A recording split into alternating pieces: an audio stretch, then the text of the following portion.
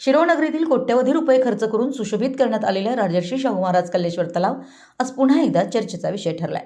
तलाव परिसरात नागरिकांना सकाळ संध्याकाळ फिरण्यासाठी व व्यायामानंतर थोडा विसावा घेता यावा यासाठी आकर्षक असा फुटपाथ उभारण्यात आला होता।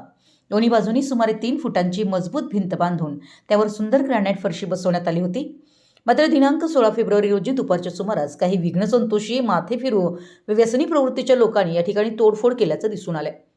सकाळपर्यंत व्यवस्थित असलेली ग्रॅनाइट फरशी सायंकाळी 5च्या सुमारास उखडून फेकून दिलेली आढळली। एवढंच नव्हे तर परिसरात ठेवण्यात आलेली कचरा कोंडी थेट तलावात फेकून देण्यात आली। ही घटना अत्यंत संतापजनक असून तलावावर नियमित फिरायला येणाऱ्या नागरिकांनी या प्रकारावर तीव्र नाराजी व्यक्त केली आहे। जनतेच्या पैशातून उभारलेल्या सार्वजनिक मालमत्तेची अशी तोडफोड करणं म्हणजे संपूर्ण शिरोळकरांचा अपमान आहे, अशा शब्दात संताप व्यक्त करण्यात आला। याच दिवशी येथील कल्लेश्वर मंदिर येथे महाप्रसादाचं आयोजन करण्यात आलं होतं।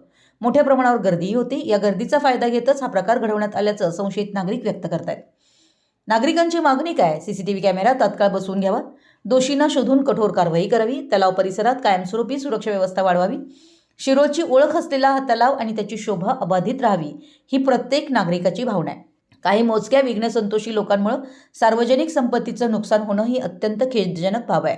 संबंधित प्रशासनाने या घटनेची गांभीर्याने दखल घेऊन दोषींवर कठोर कारवाई करावी अशी ठाम मागणी नागरिकांमधून होती आहे।